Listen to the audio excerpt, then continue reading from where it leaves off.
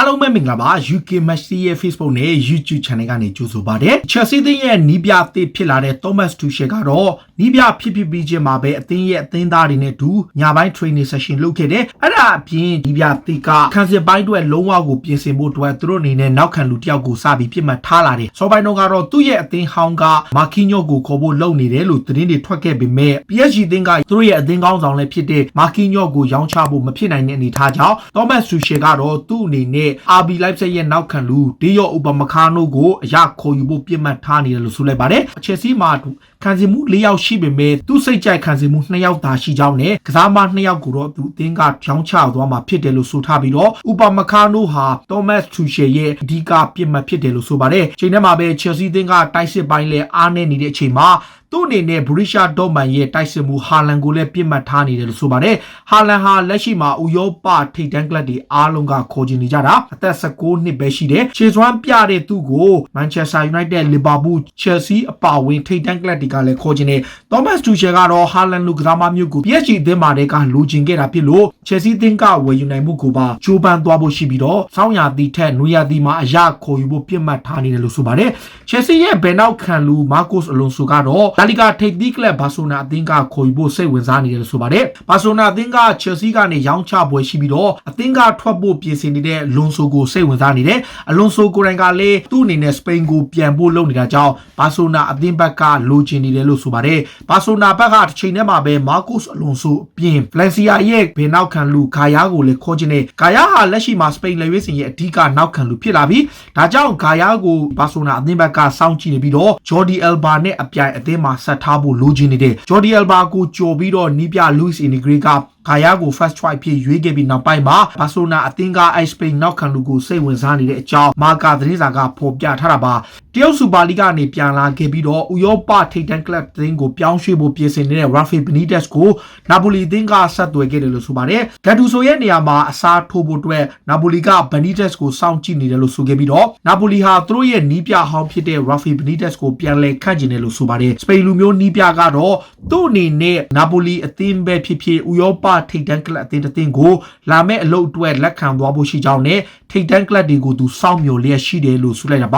ဒါ Juventus အသင်းကတော့လူငယ်ကစားမတစ်ယောက်ကိုသူတို့ခေါ်ယူဖို့သဘောတူညီမှုရရှိပြီဖြစ်ပါတယ်မာဆေးအသင်းရဲ့အသက်20ကစားမမာလေအခေးဆိုတဲ့ကစားမလေးကို Juventus ကခေါ်ယူဖို့သဘောတူညီမှုရလို့ထူရင်းကိုရောက်ပြီးဆေးစစ်မှုပြုလုပ်နေတာပါမကြာမီချိန်ချင်းမှာပဲ Juventus ကစောင်းရာသီဖြည့်တင်းတဲ့ကစားမအဖြစ်ကြီးညာတော့မှာဖြစ်ပြီးတော့အဲ့ကစားမဟာ Juventus နဲ့ကာလာချီချာစာချုပ်ချုပ်ဆိုသွားပွဲရှိတယ်လို့ဆိုပါတယ်တခါဆဗီယာအသင်းကလည်းအတ္တလန်တာရဲ့အသင်းကောင်းဆောင်ဖာဘီဂိုဘတ်စ်ကိုပြီးသက်ခေါ်ယူလိုက်ပြီးဖြစ်ပါတယ်ဆဗီယာကတော့32နှစ်အရွယ်ရှိတဲ့အာဂျင်တီးနားကွင်းလယ်ကစားမကိုယူရို 9.5 သန်းနဲ့ခေါ်ယူပြီးနောက်အပိုစုချင်းငွေယူရို 3 သန်းကိုပါပေးချေဖို့သဘောတူခဲ့ပြီး2024ထိစာချုပ်ချုပ်ဆိုကကလပ်သင်းကတရားဝင်ထုတ်ပြန်ပြီးတော့အပြီးသက်ခေါ်ယူနိုင်ခဲ့တာပါTottenham Hotspur အသင်းကစိတ်ဝင်စားနေတဲ့ Paris Saint-Germain ရဲ့ Angel Di Maria ကတော့ရာသီကုန်မှာစာချုပ်သက်တမ်းကုန်ဆုံးမဲ့ Di Maria ကိုယ်တိုင်က PSG အသင်းတာဝန်ရှိသူတွေနဲ့ဆွေးနွေးခဲ့ပြီးအသင်းမှာဆက်နေပြီးစာချုပ်တိချုပ်ဆိုပွဲရှိတယ်လို့စပိန်နာမည်ကြီးသတင်းစာလက်ခိကလည်းဖော်ပြထားတယ်။ Di Maria ကိုယ်တိုင်က Paris ကသူ့ရဲ့အခြေကျတဲ့ခြေစွမ်းပြတဲ့အသင်းတစ်သင်းဖြစ်လို့ဒီအသင်းမှာပဲဆက်နေခြင်းကြောင့်နဲ့ဥရောပရဲ့နောက်ထပ်ကလပ်အသင်းကိုပြောင်းရွှေ့ဖို့အစီအစဉ်မရှိဘူးလို့ဆိုထားပေမဲ့ Spurs ကတော့သူ့ကိုခေါ်ယူနိုင်ဖို့ဆက်ပြီးကြိုးပမ်းနေတာပါ။ PSG ဟာချိန်ထဲမှာပဲ Tottenham Hotspur ရဲ့ကွင်းလယ်ကစားမ Dele Alli ကိုလည်းအရခေါ်ယူဖို့လုပ်နေတဲ့အနည်းဆုံးယာတီကုန်ထိအငှားနဲ့ခေါ်ယူပြီးမှအပြီးသက်ဝယ်ယူနိုင်မဲ့အခွင့်အရေးကိုကြိုးပမ်းလျက်ရှိတယ် Tottenham ဘက်ကတော့အလီကိုသူတို့အနေနဲ့အစားထိုးနိုင်တဲ့ကစားမရမှသာထွက်ခွာခွင့်ပြုမယ်လို့ဆိုထားတယ်။ Spurs ဘက်ကလက်ရှိမှာ Mönchengladbach ရဲ့ကွင်းလယ်ကစားမတစ်ယောက်ဖြစ်တဲ့ Florian ကိုအစားထိုးဖို့လုပ်နေတဲ့23နှစ်အရွယ်ရှိတဲ့သူကလည်း German Bundesliga မှာခြေစွမ်းပြနေဖြစ်လို့သူ့ကိုအလီနေရာမှာအစားထိုးပွဲ Tottenham ဘက်ကကြည့်နေတာကြောင့် Paris Saint-Germain ရဲ့ Dele Alli ရဲ့အငှားကလည်းဖြစ်လာနိုင်ပွဲရှိတယ်ဆိုပြီးသတင်းတွေမှာဖော်ပြထားပါတယ်။ Arsenal အသင်းကတော့လက်ရှိမှာ Barcelona အသင်းကိုပြောင်းမယ်လို့သတင်းထွက်နေတဲ့ Manchester City ရဲ့နောက်ခံလူ Eric Garcia ကိုခေါ်ဖို့လုပ်နေတယ်။ Eric Garcia ဟာလက်ရှိမှာ22နှစ်ရှိပြီးရာသီကုန်မှာစာချုပ်သက်တမ်းကုန်ဆုံးမှာဖြစ်ပြီး Arteta နဲ့ Man City မှာလက်တွဲခဲ့ဘူးသူပါ။ Mikel Arteta ကတော့သူ့ကိုအရခေါ်ယူဖို့နဲ့ရာသီကုန်မှာအသင်းရဲ့ခံစစ်ပိုင်းအတွက်အားဖြည့်ချင်နေတာပြောင်းသူ့ကိုခေါ်ယူဖို့ကြိုးပမ်းသွားမယ်လို့ဆိုပါတယ်။ Barcelona အသင်းကိုပြောင်းဖို့ဆုံးဖြတ်ထားတဲ့ Eric Garcia ရဲ့ဆုံးဖြတ်ချက်ကိုပြန်လည်ပြုပြင်ပြောင်းလဲနိုင်မှုကို Arteta ကကြိုးပမ်းသွားမယ်လို့ဆိုလိုက်ပါတယ်။လက်ရှိမှာတော့ Arsenal အသင်းကမိသားစုပြဿနာအရေးနဲ့ရင်ဆိုင်နေရတဲ့အသင်းကောင်းဆောင် Aubameyang Aubameyang ကို supporting လုပ်ပြီးတော့ဒါသူ့ရဲ့ကစားသမားတွေကိုယ်တိုင်ကဟိုတနေ့ကပွဲအပြီးမှာပဲ Aubameyang ကိုကိုစားပြုရည်ညွှန်းပြီးတော့အောင်ပွဲခံခဲ့ကြတယ်။ Bukayo Saka နဲ့ Lacazette တို့က Aubameyang ရဲ့ personal ကိစ္စတွေပေါ်ကိုသူတို့ဘက်ကထပ်တူချိနေကြောင်းနဲ့ Aubameyang ကိုသူတို့အနေနဲ့ support လုပ်နေတယ်ဆိုတဲ့အကြောင်းကိုသွင်းကိုတွေနဲ့အပြီးမှာဖော်ပြခဲ့တယ်။ Arteta ကိုယ်တိုင်ကလည်း Southampton ကိုနိုင်ခဲ့တဲ့ပွဲဟာ Pierre-Emerick Aubameyang အတွက်ဖြစ်တယ်ဆိုပြီးတော့သူကပြောခဲ့တာပါ။ Arsenal အသင်းဘက်ကလူငယ်ကစားသမားလေး Bukayo Saka ကတော့ဒီနေ့ရာသီတွင်းမှာထူးထူးခြားခြားခြေစွမ်းပြနေပြီးတော့ဆယ်ကျော်သက်ကစားသမားတွေထဲမှာဒီနေ့ရာသီတွင်းဂိုးဖန်တီးမှုအများဆုံးနဲ့သွင်းကိုအများဆုံးသွင်းထားသူဖြစ်မှတ်တမ်းဝင်ပါတယ်။ Saka ဟာဒီနေ့ရာသီတွင်းမှာသွင်းကို9ဂိုးရှိပြီး9ဂိုးဖန်တီးပေးထားပြီးဆယ်ကျော်သက်ကစားသမားတွေတဲ့ပရီးမီယာလိမှာအကောင်းဆုံးဖန်တီးပေးထားသူလည်းဖြစ်ပါတယ်။ Manchester United ရဲ့နီးပြ Ole Gunnar Solskjaer ကတော့ဒီနေ့ရာသီမှာသူတို့အနေနဲ့လက်ရှိခြေစွမ်းပိုင်းကိုယုံကြည်နေတယ်ခြေစွမ်းပိုင်းကလည်းအကောင်းဆုံးပုံစံမှာရှိလို့စောင်းရာသီဈေးကွက်မှာကစားမ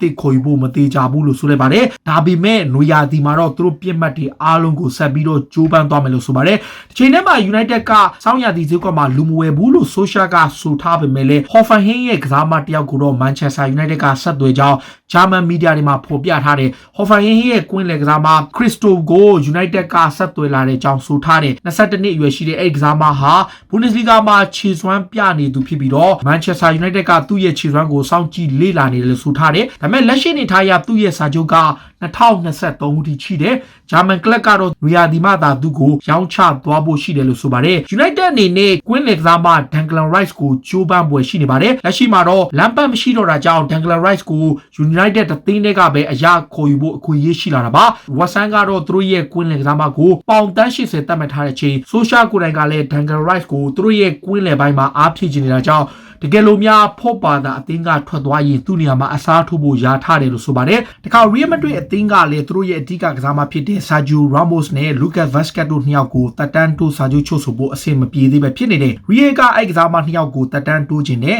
စာချုပ်တစ်တွေလည်းကမ်းလှမ်းထားပေမဲ့လက်ရှိနေထားရနှစ်ဖက်အသင်းကသဘောတူညီမှုမရပဲဖြစ်နေတာပါ Ramos ကလည်းရာသီကုန်မှာထွက်မယ် Lucas Vazquez ကလည်းရာသီကုန်မှာစာချုပ်တက်တန်းကုန်ဆုံးမဲ့အချိန် PSG ကတော့ Sergio Ramos ကိုကမ်းလှမ်းထားပြီးတော့ Lucas Vazquez ကတော့ Real ကနောက်ဆုံးကမ်းလှမ်းတဲ့3နှစ်စာချုပ်ကိုညှင်းဆန်ပေးချထားတယ်ဒီကစားမနှစ်ယောက်ကအသင်းမှာဆက်ရှိခြင်းပြီးလောက်ခလာစာတိုးမြင့်ပြီးတော့စာချုပ်တိချုပ်ဆိုဖို့လိုချင်ပေမဲ့ Real ဘက်ကလောက်ခလာစာရှော့ယူပြီးကမ်းလှမ်းထားတဲ့အတွက်နှစ်ယောက်စလုံးကအသင်းကထွက်ခွာရပွဲရှိတယ်လို့ဆိုတာပါအင်တာမီလန်အသင်းရဲ့ကွင်းလယ်ကစားမ Christian Eriksen ကလည်းအသင်းမှာဆက်ရှိသွားပွဲရှိတယ်လို့ဖော်ပြလာပါတယ်အန်တိုနီယိုကွန်တေရဲ့အဆိုအရဟိုတနေ့ကမီလန်ဒါဘီပွဲမှာအနိုင်ဂိုးသွင်းခဲ့တဲ့ Christian Eriksen ကိုစောင်းရာသီမှာထွက်ခွာခွင့်ပြီးတော့မှမဟုတ်ဘဲနဲ့ရာသီကုန်ထိအသင်းမှာဆက်ရှိဖို့သူတို့ဘက်ကစီစဉ်ထားတယ်လို့ဆိုပါတယ်ဇက်တိုက်ပွဲချက်တွေကြောင့်ကွန်တေက Eriksen ကိုအသင်းမှာဆက်ထားခြင်းနေတာဖြစ်ပြီးတော့ရာသီကုန်မှဒါသူ့ရဲ့အနာဂတ်ကိုဆုံးဖြတ်သွားဖို့ရှိတယ် Christian Eriksen ရဲ့အကောင်းဆုံးခြေစွမ်းကိုသူတို့ဘက်ကရရှိလာဖို့မျှော်လင့်ထားတယ်လို့ဆိုပါတယ် Manchester City ကတော့လက်ရှိမှာဥရောပထိပ်တန်းကလပ်တွေအားလုံးလိုချင်နေတဲ့ Bayern Munich ရဲ့နောက်ခံလူအာလာဘာကိုပြစ်မှတ်ထားလာတယ်လက်ရှိမှာ City ဘက်က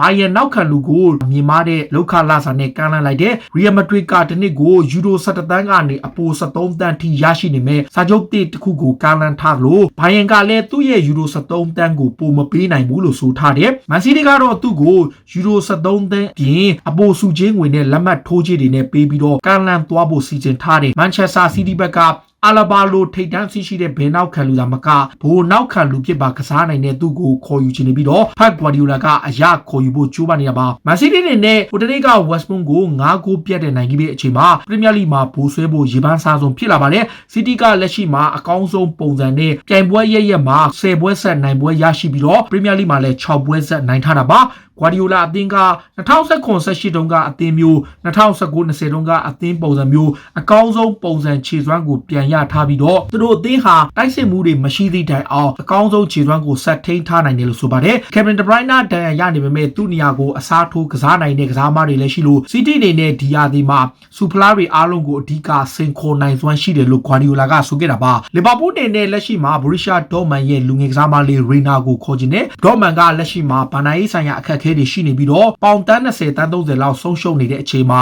လူငယ်ကစားမလေးကိုရောင်းထုတ်ချင်တာပါအမေရိကန်လူငယ်ကစားမလေးကိုတော့လီဗာပူးရဲ့နီးပြယာဂန်ကလော့ကစောင့်ကြည့်နေပြီးတော့သူ့ကိုသဘောကျတယ်လို့ချီးကျူးခဲ့မှုတယ်လက်ရှိမှာတော့လီဗာပူးအသင်းဘက်ကသူ့ကိုစောင်းရာသီမှာထက်နွေရာသီမှာခေါ်ယူဖို့ကိုသာကြိုးပမ်းသွားမယ်လို့ဆိုပါတယ်လီဗာပူးအနေနဲ့လက်ရှိမှာဂျိုးမာတီရဲ့ဒဏ်ရာပြဿနာကိုသူတို့ဘက်ကစောင့်ကြည့်နေတယ်မာတီဟာဒဏ်ရာပြဿနာခဏခဏဖြစ်နေတဲ့အတွက်သူ့ဘော်ကိုလီဗာပူးဘက်ကဘလူးပုံစံနဲ့စဉ်းစားသွားမလဲသူ့ရဲ့ဒဏ်ရာအခြေအနေကိုလည်းဘလူးကာကွယ်သွားရမယ်လို့ဆိုတာပါဂျိုးမာတီဟာလီဗာပူးရဲ့အဓိကနောက်ခံလူအဖြစ်ရှိနေပေမဲ့ဒဏ်ရာပြဿနာတွေများစွာကြောင့်ကာလရှည်ကြာပွဲစဉ်အများစုကိုလွဲချော်နေရပြီးတော့လီဗာပူးရဲ့အဓိကနောက်ခံလူဗာဂျယ်ဗန်တိုင်းနဲ့ယိုဂိုမတ်တို့လိုပဲအချိန်တော်ကြာပွဲစဉ်တွေကိုလွဲချော်နေသူလည်းဖြစ်ပါတယ်ဒါတွေကတော့စိတ်ဝင်စားစရာနောက်ဆုံးရအားကစားသတင်းတွေကိုတင်ဆက်ပေးတာပါခုလိုမျိုးစိတ်ဝင်စားစရာအားကစားသတင်းတွေကိုနားဆင်ကြတဲ့ကြည့်ရှင်တော့ UK Match Day ရဲ့ Facebook နဲ့ YouTube Channel ကို follow လုပ်တတ်ကြပါလို့တောင်းဆိုရင်းနဲ့ဒီကနေ့ရဲ့အစီအစဉ်ကိုဒီမှာပဲဆုံးသက်ပြစေအားလုံးကိုကျေးဇူးတင်ပါတယ်ဗျ